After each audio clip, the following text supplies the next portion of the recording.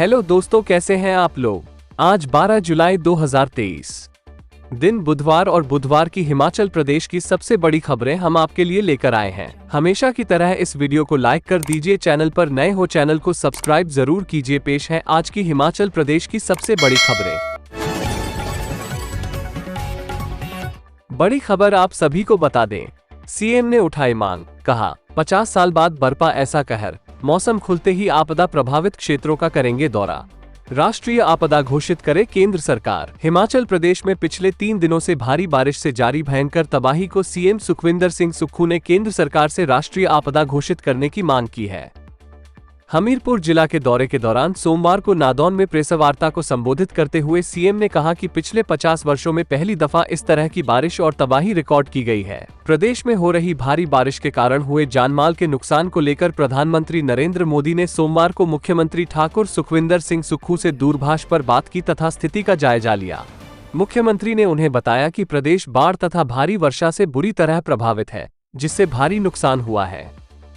उन्होंने प्रधानमंत्री को सारी स्थिति से अवगत करवाया तथा इस प्राकृतिक आपदा से निपटने के लिए केंद्र सरकार से आग्रह किया। अगली बड़ी खबर, हिमाचल में स्थापित होंगे सीएनजी स्टेशन, प्रमुख शहरों को मिलेगी पीएनजी सुविधा। भारत सरकार के पेट्रोलियम और प्राकृतिक गैस नियामक बोर्ड से मंडी, कुल्लू, लाहौल स्पीति, किन्नौर जिले में करीब 160 करोड़ रुपए की परियोजना को हरी झंडी मिली है। हिमाचल के शेष बचे 6 जिलों में भी सस्ती पीएनजी, पाइप्ड नेचुरल गैस व सीएनजी पहुंचाने की कवायद शुरू हो गई है।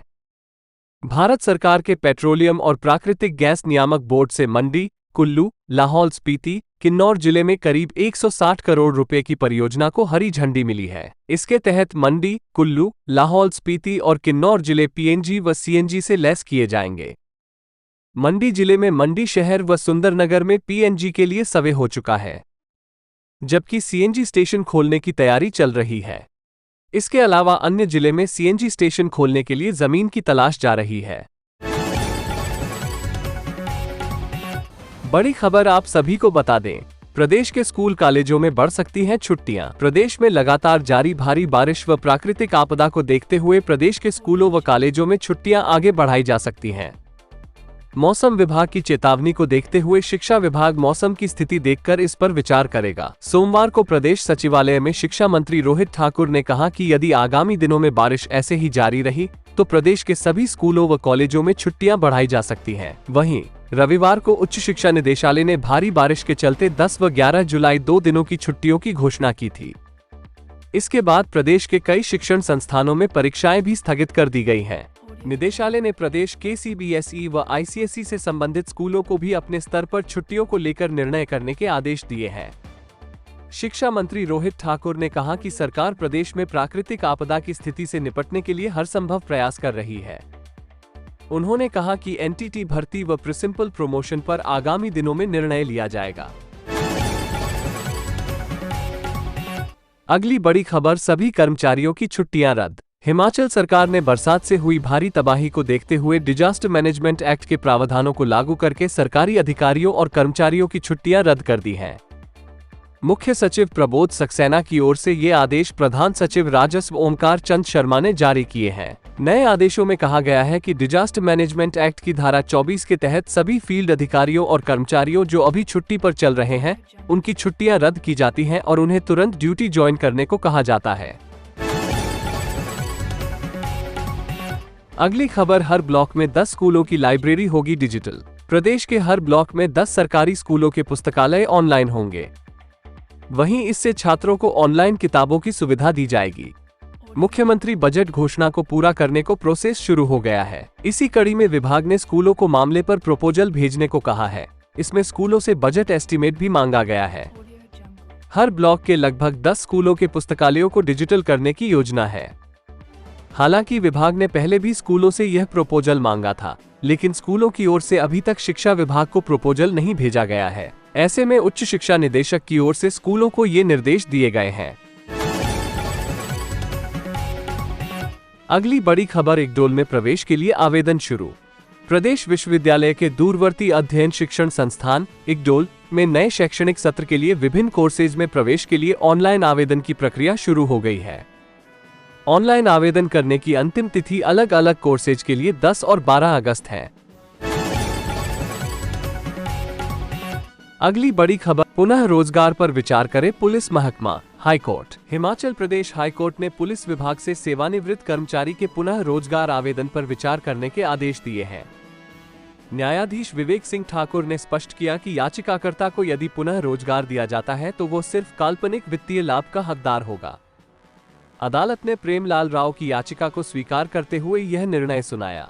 अदालत ने कहा कि पुलिस विभाग की ओर से पुनः रोजगार आवेदन को खारिज किए जाने के निर्णय को खारिज कर दिया। अदालत ने कहा कि विभाग ने यह आदेश पंजाब पुलिस अधिनियम के प्रावधानों में पारित नहीं किया है।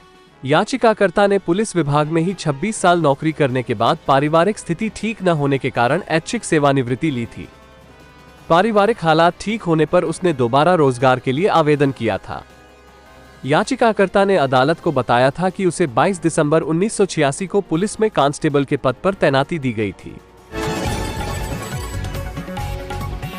अगली बड़ी खबर आप सभी को बता दें, सीएम सुक्खू ने की विभिन्न परियोजनाओं की समीक्षा, 12 सुरंगें तथा 22 मुख्य पुलों का निर्माण शामिल। मुख्यमंत्री सुखविंदर सिंह सुक्खू ने हमीरपुर में बैठक के दौरान जिला हमीरपुर की विभिन्न निर्माणाधीन परियोजनाओं की वृहद समीक्षा की। शिमला मटौर सड़क के 4 लेन निर्माण की समीक्षा करते हुए उन्होंने कहा कि इस परियोजना में 12 सुरंगें तथा 22 मुख्य पुलों का निर्माण शामिल है, जिस पर 9,900 करोड़ रुपए की अनुमानित लागत आएगी। उन्होंने कहा कि इस सड़क के बनने से जहां यात्रा अवधि कम होगी, वहीं ये प्रदेश के 7 जिलों के लिए महत्वपूर्ण परिवहन संपर्क के रूप में भी सहायक सिद्ध होगी। मुख्यमंत्री ने अधिकारियों को निर्देश दिए कि जिला में 100 से अधिक आबादी वाले सभी गांवों को 31 मार्च 2024 तक सड़क सुविधा से जोड़ा जाए। उन्होंने कहा कि प्रधानमंत्री ग्राम सड़क योजना चरण 2 के तहत लगभग 180 करोड़ रुपए की लागत की 21 सड़कों के निर्माण की स्वीकृति प्राप्त हुई है। अगली बड़ी खबर, जल शक्ति विभाग की 4,833 स्कीमें प्रभावित। प्रदेश में लगातार हो रही बारिश से महकमे को 350.15 करोड़ की करारी चपत। प्रदेश में लगातार हो रहे भारी बारिश के चलते हिमाचल प्रदेश को करोड़ों रुपए का नुकसान हुआ है। इस संबंध में डिप्टी सीएम मुकेश अग्निहोत्री ने बताया कि भारी बारिश के चलते एचआरटीसी के 1007 रूटों पर चलने वाली बसों के रूटों को सस्पेंड किया गया है, जबकि राज्य तथा राज्य से बाहर चलने वाली परिवहन निगम की 452 बसें विभिन्न स्थानों पर बारिश के कारण रुकी हुई हैं। उन्होंने परिवहन निगम के स्टाफ को निर्देश दिए हैं कि जहां पर भी जोखिम हो वहां पर बसों को न चलाएं तथा बस चालक पूर्णतः एहतियात बरतें ताकि किसी प्रकार का नुकसान न हो। उप मुख्यमंत्री ने बताया कि प्रदेश में अब तक भारी बारिश के कारण जल शक्ति विभाग की 4,833 स्कीमें प्रभावित हो चुकी हैं, जिससे 350.15 करोड़ के नुकसान का आंकलन किया है। ज्यादातर पेयजल स्कीमें नदी, नालों व खड्डों के किनारे होने के चलते प्रभावित हुई हैं। इसके अतिरिक्त सिंचाई, सीवरेज व बाढ़ नियंत्रण की योजनाओं को भी भारी नुकसान हुआ है। बड़ी खबर, गडकरी का भरोसा, हर संभव मदद देंगे। नेशनल हाईवे के नुकसान पर केंद्रीय मंत्री ने अधिकारियों से की चर्चा। हिमाचल समेत उत्तर भारत में बरसात से नेशनल हाईवे को हुए नुकसान पर केंद्रीय मंत्री नितिन गडकरी ने कड़ा संज्ञान लिया है। उन्होंने केंद्र की तरफ से सभी राज्यों को हर संभव मदद मुहैया करवाने की बात कही है। नितिन गडकरी ने राज्यों में एनएचएआई प्रबंधन से नुकसान की रिपोर्ट जल्द से जल्द मुहैया करवाने की बात कही है। इस रिपोर्ट के आधार पर केंद्रीय परिवहन मंत्रालय की तरफ से बड़े कदम उठाए जाएंगे। केंद्रीय मंत्री नितिन गडकरी ने कहा है कि बरसात की वजह से हिमाचल प्रदेश, जम्मू कश्मीर, उत्तराखंड, दिल्ली, हरियाणा, अरुणाचल प्रदेश और त्रिपुरा में भारी नुकसान हुआ है। बरसात की वजह से जगह जगह नेशनल हाईवे क्षतिग्रस्त हुए हैं। इन नेशनल हाईवे की मरम्मत के लिए केंद्र सरकार सभी बड़े कदम उठाएगी। उन्होंने राज्य सरकारों को मदद मुहैया करवाने की बात कही है। हिमाचल प्रदेश की एक बड़ी खबर आप सभी को बता दें, मौसम की मार के बीच हिमाचल पर कुदरत का दूसरा अटैक, चंबा जिला में आया जलजिला।